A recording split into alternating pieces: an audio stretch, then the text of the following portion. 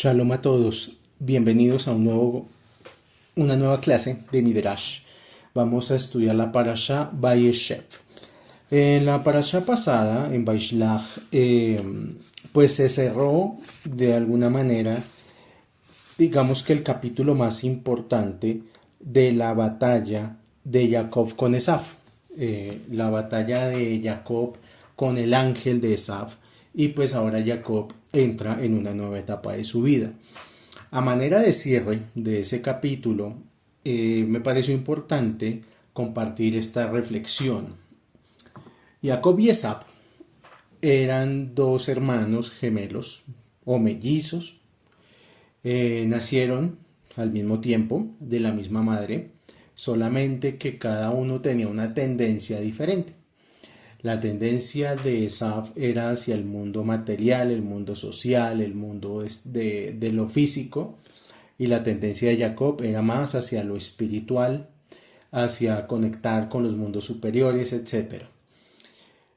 Todos nosotros, todos, desde el más sádic hasta la persona más común del mundo, tenemos esa dualidad, tenemos a nuestro Jacob y a nuestro Esab.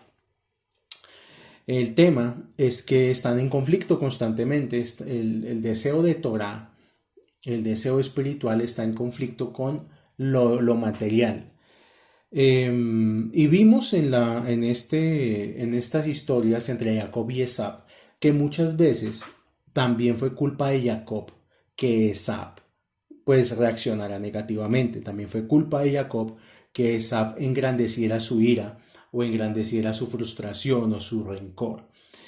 Suele suceder que dentro de nosotros, nuestro Jacob y nuestro Esab están todo el tiempo pues combatiendo entre sí. Y hay momentos en la vida donde gobierna Jacob. Entonces hay momentos en la vida donde solo queremos espiritualidad, solo queremos estar estudiando, solo queremos estar rezando y nos enfrascamos, nos sumergimos, incluso nos aislamos del mundo en pos de obtener elevación espiritual. Y eso lo que hace es enfurecer a nuestro Esaf. ¿Qué es enfurecer a Esaf? Que el exceso de espiritualidad puede conllevar a que la persona descuide lo material, y lo material es necesario. O sea, no solamente de pan vive el hombre, pero no solamente de espiritualidad vive el hombre.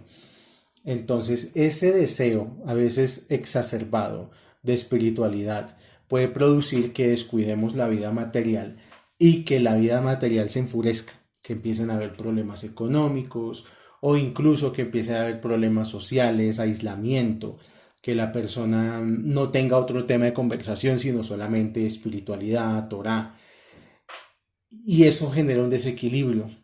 En cambio, la persona que solamente alimenta a Esaf o solamente está en el equipo de Esaf, pues también comete un error muy grande, porque se le va a ir la vida, los años que tiene, y no va a poder fortalecer su alma con las mismas de Hashem. Cualquiera de los dos extremos es malo en sí, y cualquiera de los extremos genera conflicto. Mi objetivo cuando hago estos audios, trato de hablar en un lenguaje muy coloquial para no parecer ceremonioso, para no parecer algo pretencioso. Prefiero usar palabras castizas, prefiero ser pues muy directo y muy sencillo en el lenguaje para evitar esa cuestión sublime que muchas veces hace que la persona suba su ego.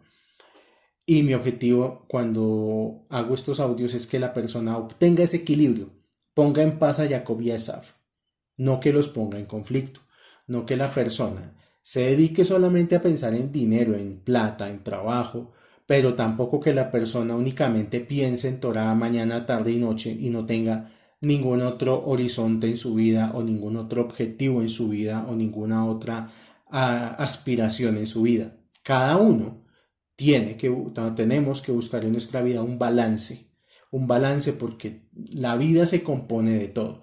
Si nosotros fuéramos puramente espirituales, pues ya seríamos ángeles, ya no tendríamos un cuerpo de carne, de hueso, ya no tendríamos las limitaciones de tiempo, espacio y movimiento, pues ya estaríamos en el plano superior.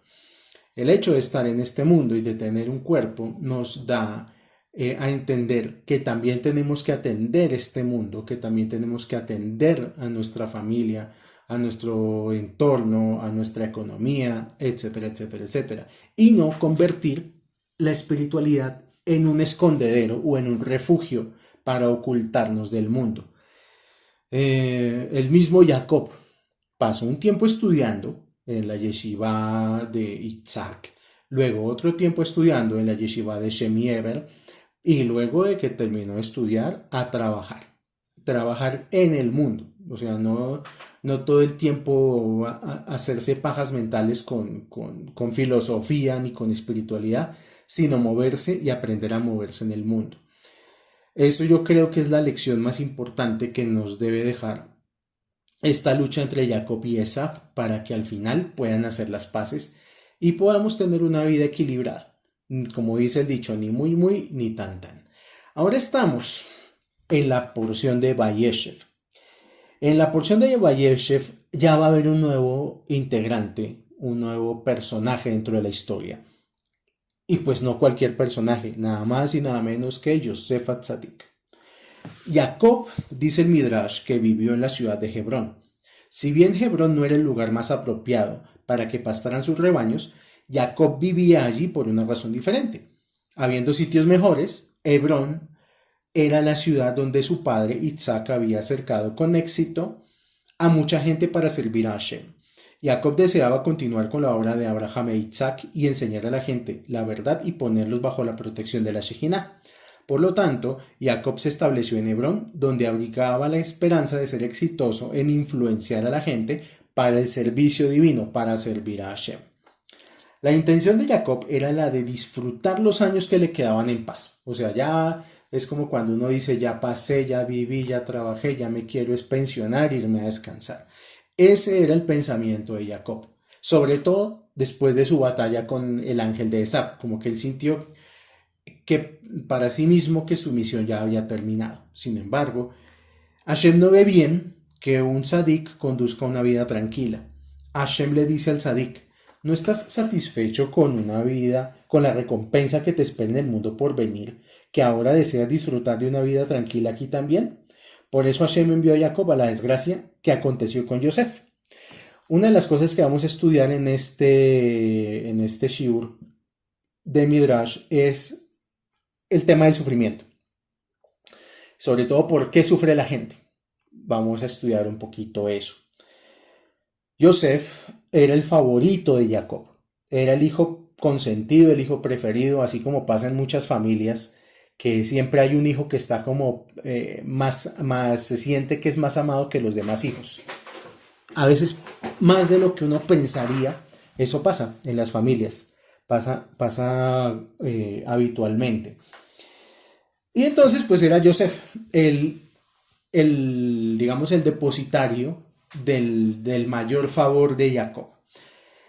Yosef era el hijo de Rachel, que fue la esposa principal de Jacob, la mujer que verdaderamente amó, la mujer por la cual él se esclavizó a trabajar con Labán. O sea, todo fue por Rachel. Las otras, digamos que fueron apareciendo y tuvieron su lugar, obviamente, pero ninguna como Rachel para Jacob.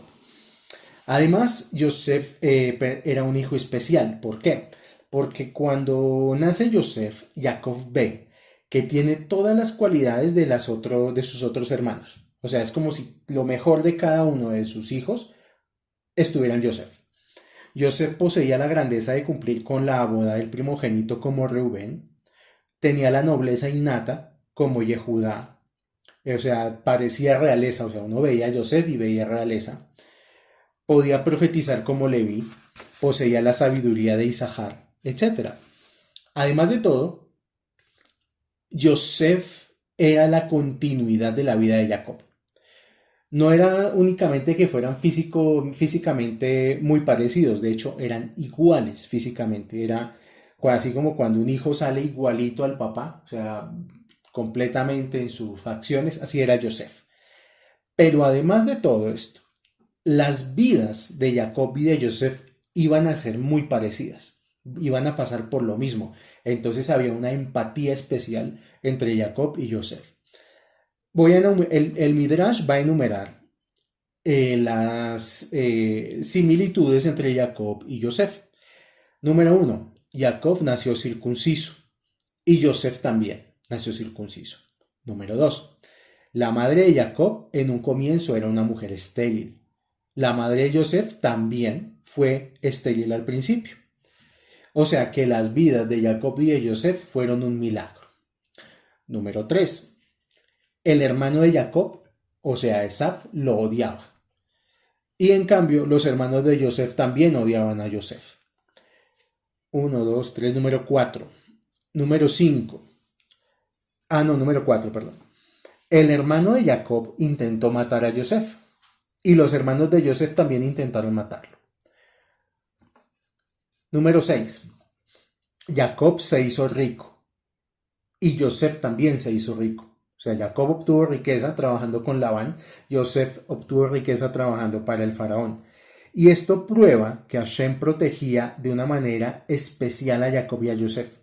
Perseguidos y todo, en situación de desventaja, normalmente nadie es multimillonario. O sea, es como poner un ejemplo, los desplazados por la violencia. Pues son desplazados y son gente que llega desplazada pobre. En el caso de Jacob y Yosef eran desplazados pero multimillonarios. Continúo. 1, 2, 3, 4, 5, 6. Recién después de salir de Eretz Israel se casó Jacob y tuvo hijos en un país extranjero. A Yosef le ocurrió lo mismo. También se casó y tuvo hijos en un país extranjero. Siguiente. Tanto Jacob como Yosef fueron acompañados directamente por ángeles. O sea que grupos de ángeles, por ejemplo, se le presentaban a Jacob cuando volvió a Eretz Israel y también al encuentro de Yosef con 3 ángeles camino a Shechem en busca de sus hermanos. E incluso hay opiniones en el Midrash que dicen que eran exactamente los mismos 3 ángeles. Siguiente, Jacob fue bendecido en un sueño. ¿Cuál fue el sueño de Jacob? El sueño que tuvo en el monte Moriah, el sueño de la escalera, donde él ve los ángeles subiendo y bajando, y que anuncia su grandeza futura. Yosef también se consagró a través de un sueño, que fue cuando interpretó el sueño del faraón. Sí, esto es una segunda señal de que Hashem los cuidó especialmente e hizo milagros por ellos para que se eleven y se engrandezcan. El suegro de Jacob, vamos a ver, era Labán, y el suegro de Jacob fue bendecido por Jacob. El suegro de Yosef, que fue Potifar, también fue bendecido cuando Yosef ingresó a su hogar. Jacob y Yosef fueron tan grandiosos que hasta los malvados fueron bendecidos cuando estos sadikim residían entre ellos. Siguiente, Jacob viajó a Egipto. Yosef también viajó a Egipto. Y por su santidad, tanto de Jacob como de Yosef, la Santa Shejina los acompañó hasta cuando viajaron a un país tan corrupto como Egipto. Siguiente, Jacob hizo que sus hijos prometieran sacar sus restos de Egipto después de su muerte. Y Yosef hizo que sus hermanos prometieran sacar sus huesos fuera de Egipto después de su deceso. Finalmente, tanto Jacob como Yosef, ambos mueren en Egipto. Y por eso Jacob, como tenía también visión profética y pues él veía todo lo que era el devenir de su hijo, por eso lo amó tanto, porque había previsto a través de una profecía que Yosef estaba destinado a ser la continuación de su obra, a ser una gran persona.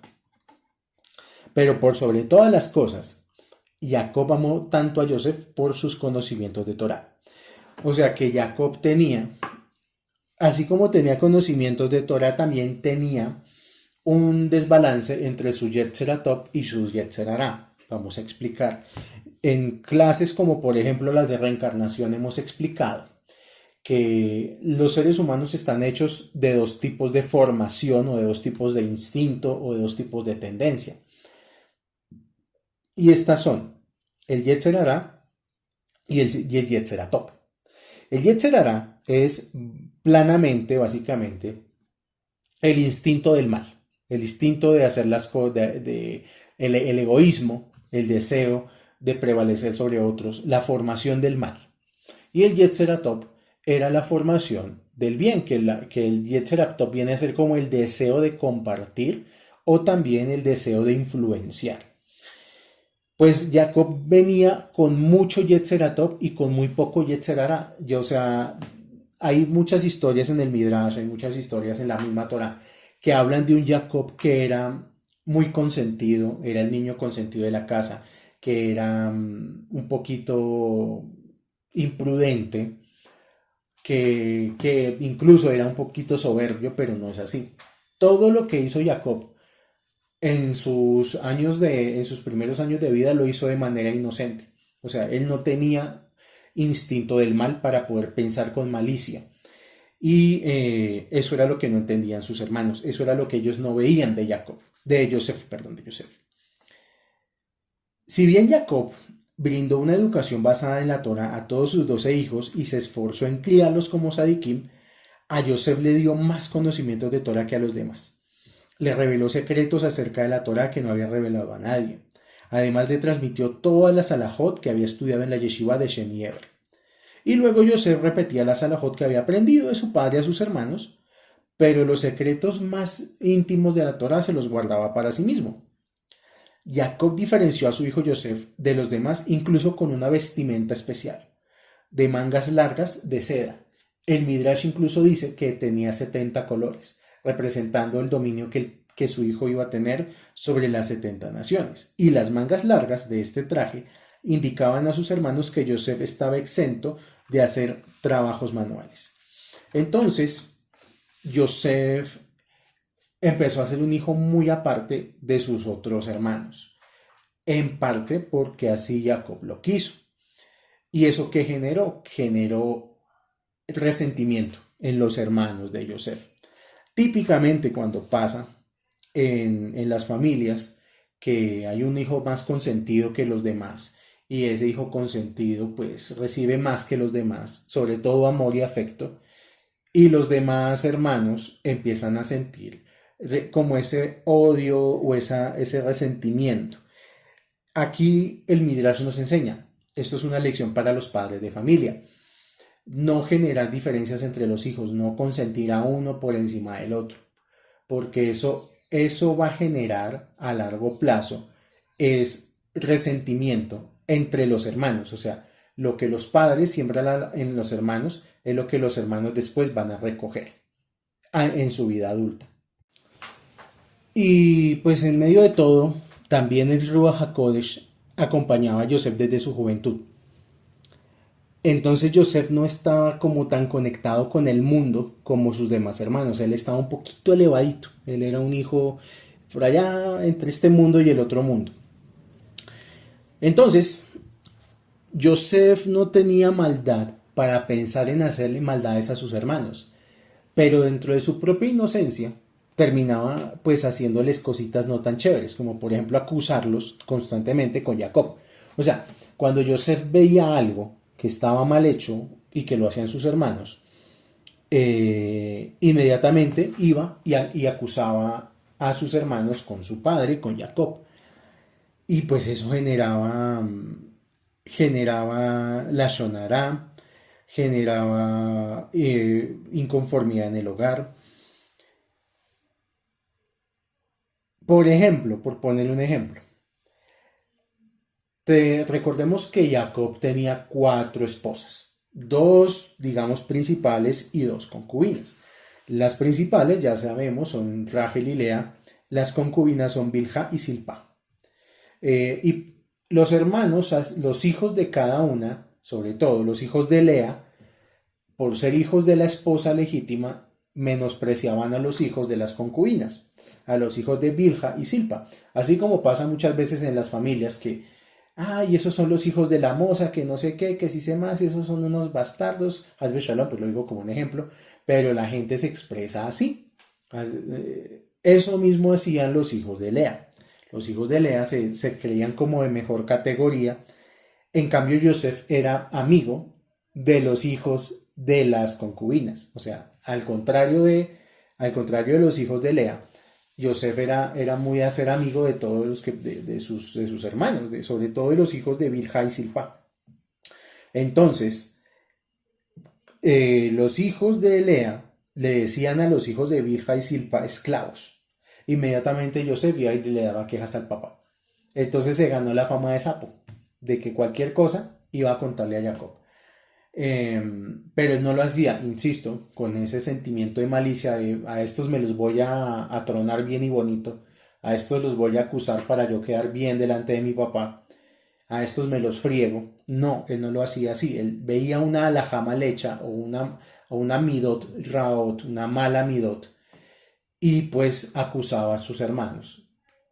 Y eso pasa también con las personas que están muchas veces en este camino y están acusando a los demás de no hacer las cosas como ellos consideran que deberían hacer. Y esto pasa mucho en las comunidades judías, sobre todo principalmente en las comunidades de conversos, que, ay, usted no es, usted es pecador porque usted no está haciendo las cosas como debe ser, así, ya sa, la ja es esta, ba, ba, ba, ba, ba, ba.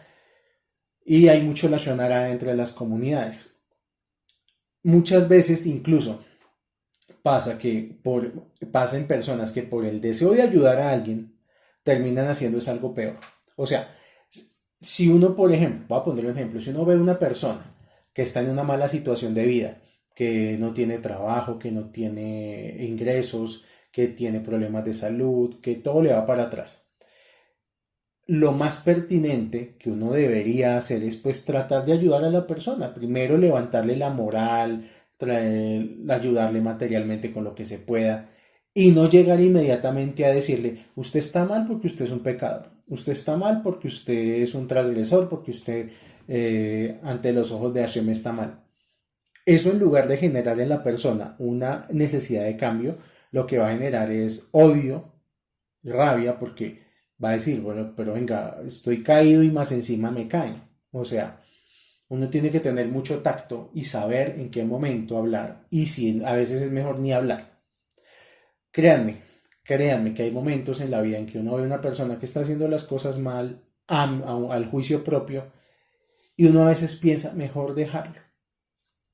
Porque si esa persona no va a escuchar, si esa persona solo se escucha a sí misma, si no escucha razones ni motivos, si le pasa como lo que decía al comienzo del audio, si la persona está enfrascada únicamente en sí mismo y en su propia opinión y no es capaz de escuchar a nadie más, hasta la Gemara dice que una persona que no está dispuesta a escuchar, no hay que decirle nada, hay que dejarlo que haga las cosas como quiera. Eso era lo que pasaba entre los hermanos y Jacob. Ellos, los hermanos, lo odiaban al punto de ni siquiera dirigirle la palabra. Cuando llegaba Yosef y los saludaba y les decía Shalom, no le contestaban con el silencio.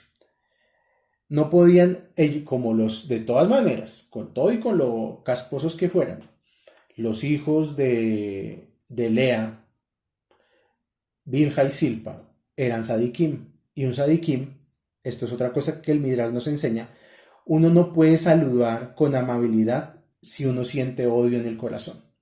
Entonces los hijos, los hermanos de Yosef, no lo saludaban porque no era sincero ese shalom. O sea, decirle a una persona shalom es decirle que estamos en paz, desearle la paz. Y uno no puede de frente ser una cosa y a espalda ser otra. O sea, yo no puedo de frente tratar bien a alguien y dar la vuelta, dar la espalda y hablar mal de ese alguien. Así como hacen muchas personas. Muchas personas tienen digamos, ese daño en el alma, esa falta de carácter o ese daño espiritual de que son hipócritas. La hipocresía es eso, que frente a frente te muestran una cara, te sonríen, te dan abrazo, que esto y que el otro, pero tú das la espalda y empiezan a hablar mal, a murmurar, a decir cosas de la persona. Uno no debe ser así. Incluso en audios anteriores yo lo he venido recalcando, que quizás hay momentos en la vida de uno donde uno con ciertas personas no se la va a llevar. Y hay que aceptarlo. O sea, no somos perfectos y no podemos pretender que con todos los seres humanos vamos a estar en paz. Eso es a veces imposible. pero tampoco es bueno generar odio hacia las personas. Entonces, aquí el Midrash nos enseña que a veces cuando hay personas tóxicas con las cuales no hay ningún tipo de remedio y que uno sabe que esas personas no van a cambiar o que si cambian es para peor y no va a mejorar, lo mejor es hacer lo que hacían los hermanos de Joseph, tomar distancia y no hablar con esas personas. Porque tampoco es sano que uno esté pensando mal de la gente. Uno no tiene por qué permitir que una persona, sea quien sea, le quite a uno su paz interior, le quite a uno su centro, le quite a uno su tranquilidad. Entonces a veces es mejor, cuando definitivamente hay relaciones que no se pueden sanar, tomar una sana distancia y así estamos en paz todos. Pero Joseph, en su inocencia, él no entendía ese rechazo de sus hermanos, él no entendía y él seguía para adelante. Y un día los llamó a seguirles perturbando la tranquilidad mental. Yo creo que de este Midrash lo que más yo he aprendido es a que si una persona a uno no le pide consejo, uno no le perturbe su tranquilidad. Así esté sufriendo, es mejor que esté allá en su sitio y no que uno se esté incomodando y lo esté incomodando a él también. Entonces Joseph no entendía, para él no era perceptible ese odio y él seguía buscando a sus hermanos. Y Joseph tuvo un sueño.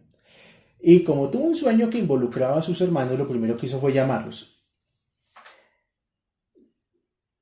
Y deseaba contarles este sueño, pero los hermanos no lo querían escuchar. Ya sabían que Joseph era para ellos, ¿no? Para ellos, Joseph era fastidioso. Entonces le hacían el quite una y otra vez.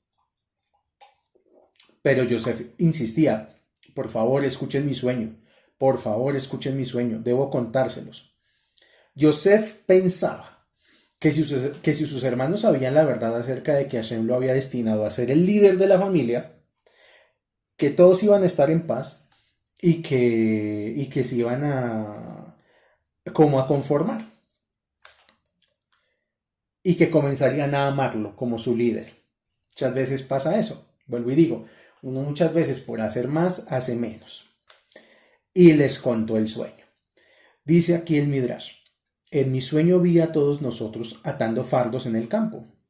Los fardos que ustedes juntaron se secaron, mientras que el mío se mantuvo fresco. Sus fardos rodearon al mío y se postraron delante de él. Efectivamente, este sueño era una profecía que significaba que en los años de abundancia Joseph iba a recoger la cosecha y la iba a almacenar para los tiempos de escasez. Y todo lo que guardaban todo lo que Joseph guardaba no se iba a echar a perder. Y que los hermanos tarde que temprano lo iban a buscar y a pedirle caca. Entonces los hermanos empezaron a burlarse de Joseph. ¿Crees que en realidad gobernará sobre nosotros? Como consecuencia de ello, los hermanos cuestionaron la veracidad del sueño de Joseph y lo ridiculizaron diciendo: ¿realmente gobernarás sobre nosotros? El reinado de Joseph se demoró 22 años. Por culpa de este error, la profecía de Joseph se demoró 22 años. Por dos razones. Número uno, el cumplimiento de cada sueño depende de la forma en que se lo interpreta. O sea, el problema no es el sueño, es quien te lo interpreta. Entonces, un secreto que nos da la Torá con respecto a los sueños es que uno siempre debe tener una persona de confianza para contarle sus sueños. Y que esa persona lo quiera a uno. Esa es la condición. Porque si yo hoy le cuento mis sueños a una persona que yo sé que no le caigo bien, lo va a modificar en este mundo para mal. Yo sé que no es tema de este audio, porque este audio no es un curso de sueños, pero hay una relación entre los cumplimientos de los sueños y la forma en que se les interpreta. Y, y el segundo error, que uno no debe presentarse ante los demás como su superior, con todo y con que uno tenga Torah y los demás no, porque eso genera odio gratuito. O sea, uno no debe, por el hecho de tener Torah, de guardar una misbah, de guardar un Shabbat, presentarse ante los demás, ante los vecinos o familiares o hermanos, primos, tíos, no sé, ante quien sea, uno no debe presentarse como alguien superior. Eso pasa mucho, sobre todo en el tema de las iglesias, donde las personas que van a la iglesia, no voy a decir nombres porque casi que no es necesario, todas las iglesias van como el mismo tema. En las iglesias le hacen creer a la gente que es elegida, que es especial, que está por encima de los demás, que la demás gente es la gente del mundo y que ellos sí tienen la paloma santa encima de ellos y que por eso son superiores. Incluso he visto ciertas iglesias que le dicen a la gente que está prohibido ayudar a los demás, solamente se puede ayudar a los que son de la iglesia. A ese punto de xenofobia, de discriminación se llega, supuestamente con buenas intenciones. Entonces lo que Joseph hacía era eso, generar odio, pero con buenas intenciones. O sea, él no tenía la intención de que sus hermanos lo odiaran, pero cada cosa que hacía, lo que hacía era que los hermanos lo odiaran más. El caso es que ya llega un punto en que los hermanos profundizaron su odio, porque ellos también sabían que iban a ser tribus de Israel, o sea, que no eran tampoco cualquier cosa. Tomaron la decisión de deshacerse de Joseph. Los hermanos de Joseph estaban con sus ovejas pastando en Shechem, donde Jacob era propietario de algunos campos. Jacob no supo nada de ellos por varios días y estaba preocupado por su silencio. Como Shechem era la ciudad cuyos habitantes habían sido exterminados por Shimón y Leví, Jacob tenía miedo de que el pueblo de Shechem atacara a sus hijos por venganza. Entonces le dijo, era un lugar peligroso, o sea, lo mandaron a un lugar peligroso. Y le dijo a Joseph, hace varios días que no tengo noticias de tus hermanos. Quiero que vayas y preguntes por su bienestar y el de las ovejas. Estoy listo, contestó Joseph. Después de que Joseph sale, cada vez que Jacob recordaba las palabras de Joseph, o sea, cuando Joseph le dice estoy listo, Jacob empezó a sentir un dolor agudo correr por su cuerpo. Joseph pensó, tú sabías que tus hermanos te odiaban y sin embargo contestaste estoy listo, a fin de obedecer a tu padre. O sea que Jacob en su corazón sentía que algo iba a pasar y por eso empezó a sufrir. Si sabía que los hermanos eran hostiles hacia Joseph, ¿cómo es que lo manda? ¿Cómo es que manda a Joseph a buscar a sus hermanos? Hashem implantó la idea en el corazón de Jacob porque estaba en los planes de Hashem, de Dios, en su plan maravilloso, allá más arriba del Ein Sof, que ninguno conocemos el plan divino. Pero parte del plan divino era que Joseph fuera enviado a Egipto y que la familia lo siguiera para que el decreto del exilio egipcio pudiera ser llevado a cabo.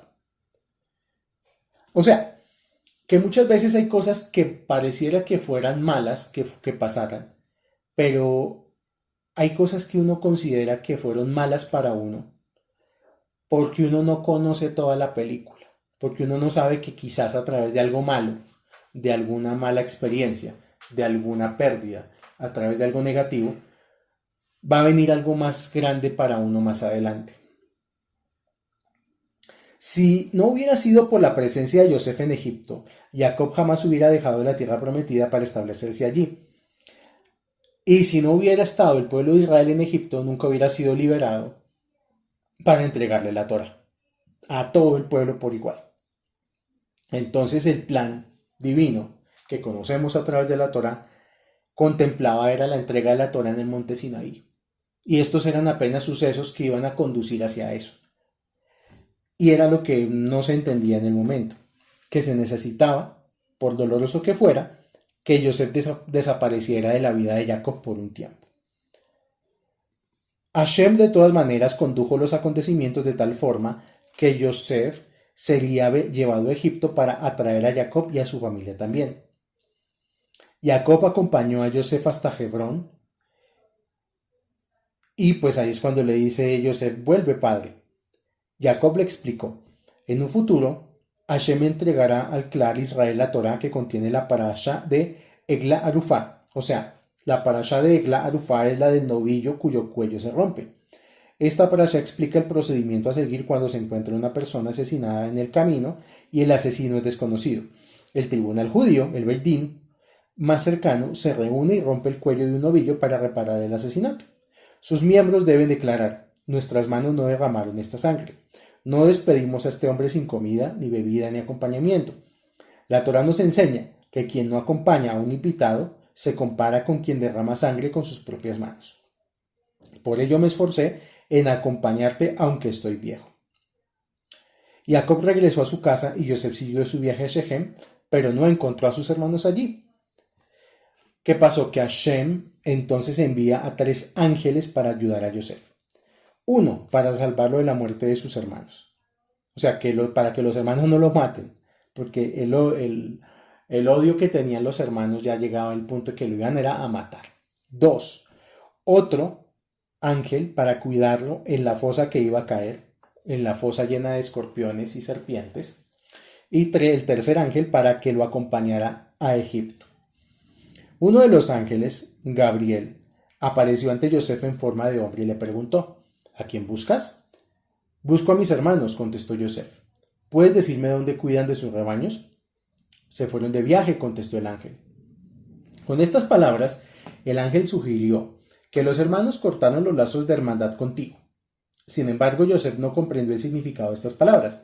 Volvemos al punto. Yosef todavía no había desarrollado Yetzer Hará. O sea, él no tenía ese pensamiento malicioso de pensar que los hermanos lo iban a matar. Los hermanos se sentaron a juzgar a Yosef y llegaron a la conclusión que debían matarlo. Consideraban a los malos augurios de Yosef en su contra como un verdadero atentado contra sus vidas, porque cuando informó a Jacob que habían consumido el muslo de un animal viviente, fueron merecedores de la pena capital, siendo que un Benei Noach que transgrede una de las 7 leyes de Noach merece pena de muerte. Por lo tanto, sus intenciones eran Leshem Shamayim, o sea, ellos pensaban que matando a Yosef era algo por el bien del cielo, Leshem Shamayim. Pensaron que estaban desarraigando un cardo de un viñedo, sin embargo estaban equivocados y fueron más adelante castigados por su error.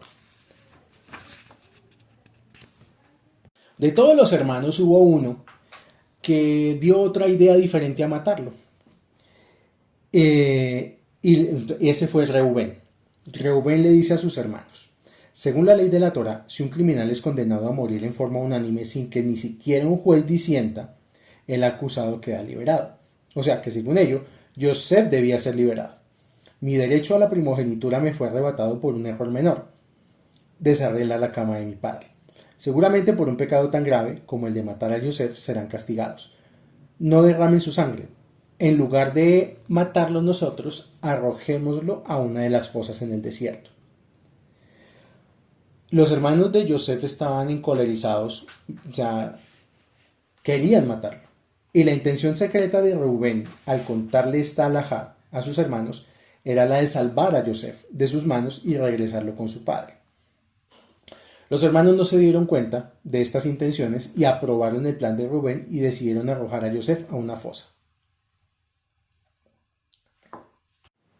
Yosef, aterrorizado, escuchó la conversación de sus hermanos. Se arrojó ante sus pies y les imploró misericordia, pero ellos se mantuvieron inflexibles. Le quitaron a Yosef su camisa y vestimenta especial de mangas largas. Shimón lo arrojó a la fosa y ordenó a sus hermanos que tiraran piedras en la fosa a fin de matar a Yosef. Esta fosa en particular estaba llena de serpientes y escorpiones. Yosef gritó aterrorizado. Hashem hizo que todos retrocedieran a las aberturas de las paredes y no dañaran a Yosef.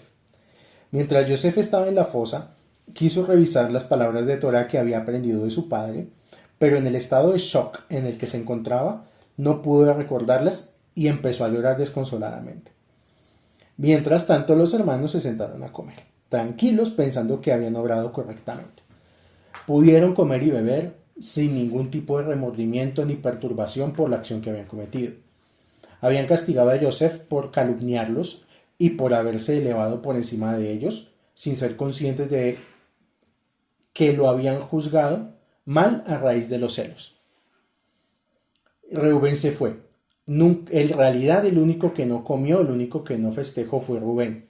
Nunca participó de las comidas porque siempre ayunaba y rezaba por haber cometido el pecado de desarreglar las cobijas de su padre. Los hermanos elevaron la vista y vieron a la distancia una caravana de árabes de Ismaelim, cuyos camellos estaban cargados de especias. Esto realmente no era habitual. Los árabes generalmente cargan combustible, querosene, y el combustible es de un aroma muy desagradable. En cambio, estos Ishmaelim cargaban perfumes y especias. Eh, y esto también fue mandado por Hashem para darle confort a Yosef, porque aquí en este punto los hermanos van a vender a Yosef como esclavo a estos Ismaelim. Pero Hashem cuidó tanto de Yosef que no permitió que fuera un esclavo cualquiera. O sea, Yosef era un esclavo, pero de los finos. Era un esclavo que desde que inició su proceso de esclavitud fue muy bien cuidado, fue muy bien tratado. No pasó por grandes necesidades ni grandes dificultades. Y tanto así que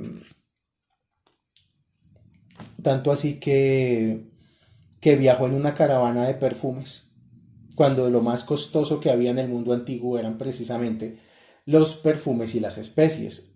Si nosotros hacemos un análisis del mundo antiguo, el único condimento que había para la comida era la sal, o sea, todo se comía con sal. El azúcar era poco conocida y pues no funciona como condimento. Podríamos decir que el único sabor diferente a la sal era la miel. Pero fuera de eso, todo se comía con sal. Entonces, una caravana con especias para la comida era algo muy preciado. Y de hecho, yo soy de los que considera que aún hoy en día al mundo lo mueve la comida. El mundo lo mueve el sentido del gusto. El placer más grande que hay en este mundo es comer. El caso fue que lo vendieron por 20 piezas de plata. Con el dinero que obtuvieron de la venta, se compraron zapatos.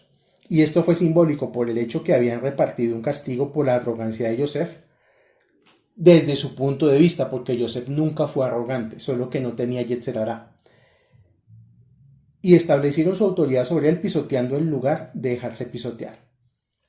Hashem aparece y hace presencia y dice: ustedes vendieron al primogénito de Rachel por 20 piezas de plata. Por lo tanto, en el futuro todos vuestros primogénitos deberán ser rescatados con 20 monedas de plata. Aquí esto también tiene un secreto cabalístico. No sé si abordarlo en este audio, pero lo puedo llegar a decir así como muy por encima, que es el rescate del alma.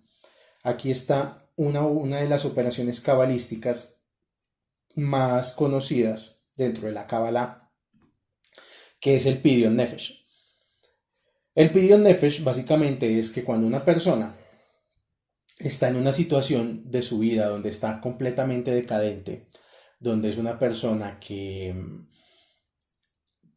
por ejemplo, cayó en las drogas y está muy mal y está a punto de morir por las drogas, o sea, una persona que está en una situación límite, que su vida incluso corre peligro, eh, y que se le quiere salvar la vida, se puede hacer un pidyon nefesh, un rescate de alma. Y este rescate de alma se hace con un valor económico. ¿Por qué?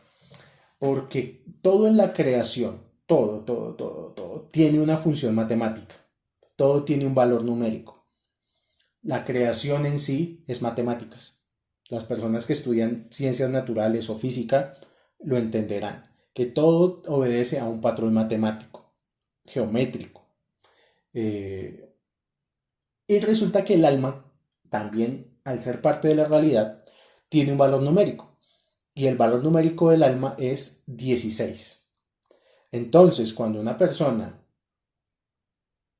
pide un rescate por su alma, se hace con esta gematría. Pero no voy a abordar más el tema, lo voy a dejar así.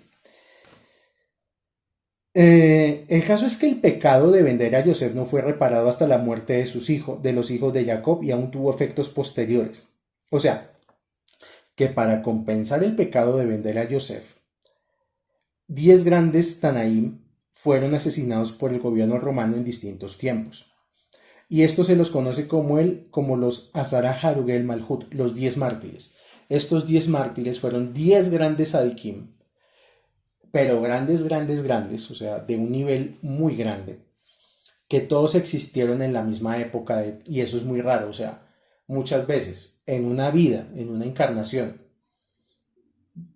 pues, con que haya un gran Sadikim, es lo único que hay para cada generación. En esta generación, en la época de Roma, había 10 y estos 10 eran las reencarnaciones de los hijos de Jacob, los hermanos de Yosef. Y se les conoce como los Harugei Malhut o los 10 mártires porque ellos murieron de manera pues bastante cruel, cada uno con un castigo diferente por el emperador romano, para hacer el tikkun de la venta de Yosef. Incluso todos los días, cuando hacemos Shaharit, rezamos y llamamos el mérito de estos 10 Harugei Malhut. Cuando estamos después del rezo de Odu, cuando decimos el Nekamot. Estos 10 mártires fueron Rav Shimon ben Gamliel, Rabbi Ismael ben Elisha Cohen Gadol, Rabbi Akiva, Rabbi Yehuda ben Baba, Rabbi Hanania ben Tradión, Rabbi Joshua Sofer, el escriba, Rabbi Eliezer ben Dama, Rabbi Hanina ben Haninai, Rabbi Hutzpi Meturgeman, el intérprete, y Rabbi Elazar ben Shamua. Cuando Yosef fue vendido, el odio hacia él se desvaneció de los corazones de sus hermanos. Esta es una segunda señal de lo que estoy diciendo en el Midrash, que cuando uno se distancia de una persona tóxica, el odio va desapareciendo. El problema es cuando uno tiene que soportarlo, por así decirlo, incluso a fuerza, tener que soportarlo a fuerza, eso no es bueno. Cuando con una persona no se puede tener relación, es mejor no tenerla. Es mejor aceptar y decir, bueno, ya, tú por tu camino, yo por el mío. El caso es que los hermanos luego tienen que explicarle a Yosef qué pasó con Jacob. Los hermanos tienen que explicarle a su padre, a Jacob, qué pasó con Yosef. Y pues ahí se inventan una historia para tratar de como convencer al papá de que Jacob fue asesinado. Y ahí es cuando empieza el sufrimiento de Jacob. Jacob empieza con una etapa de duelo que dura aproximadamente, según el Humash, creo que son 14 años. Y Jacob dice, lloraré por mi hijo hasta que muera. O sea que Jacob no recibió, se negó a recibir consuelo de ninguno de sus hijos.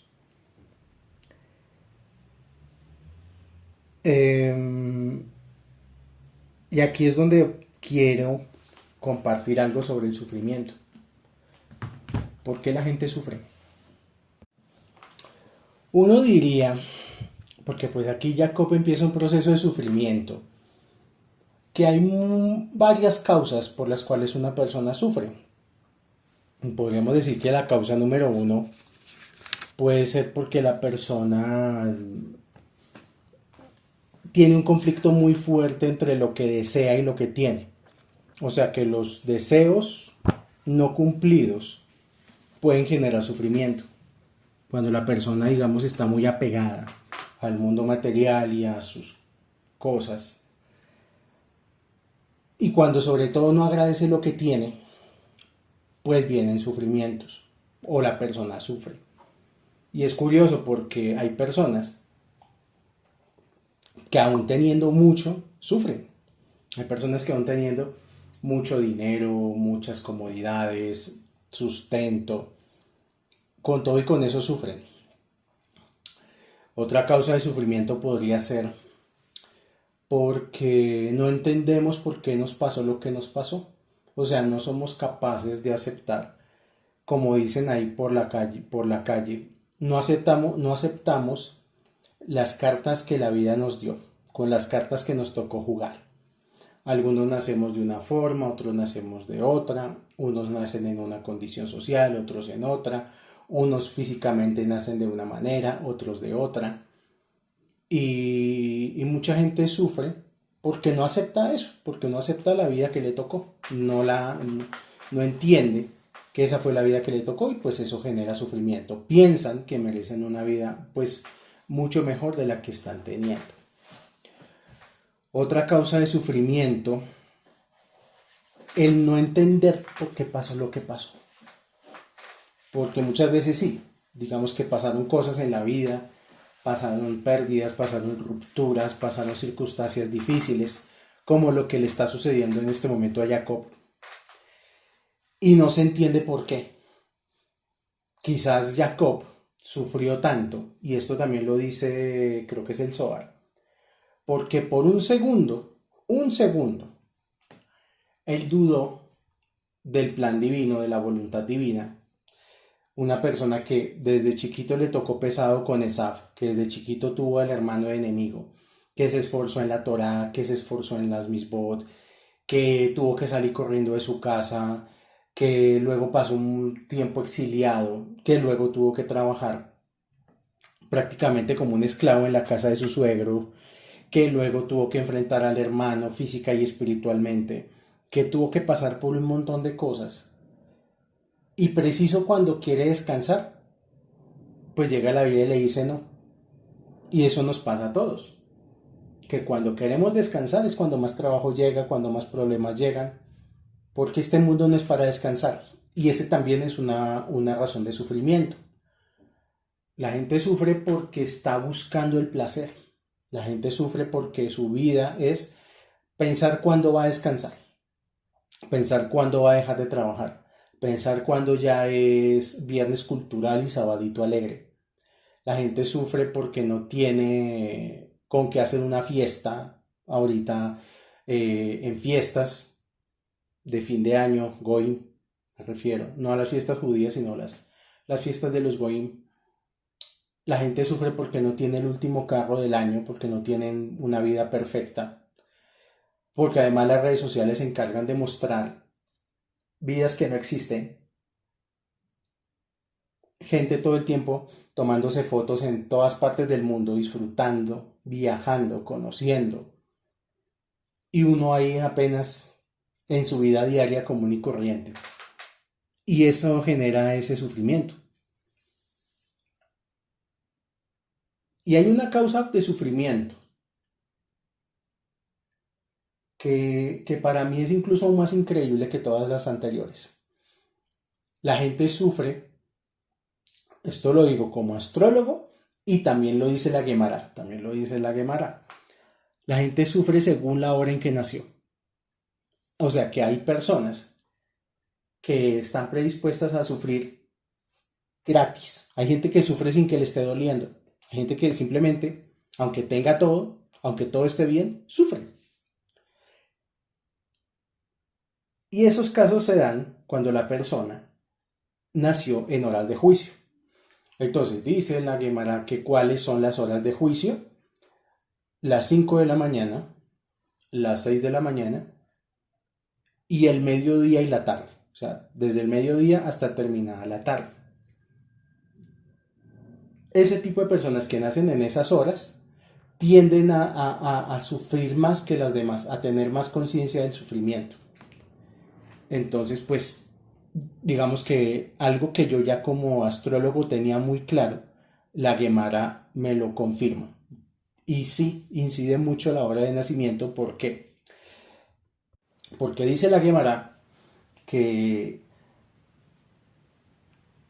que las horas que yo acabo de decir, 5 de la mañana, 6 de la mañana y la tarde desde el mediodía hasta que termina la tarde, son horas donde hay juicio sobre el mundo, donde recae juicio.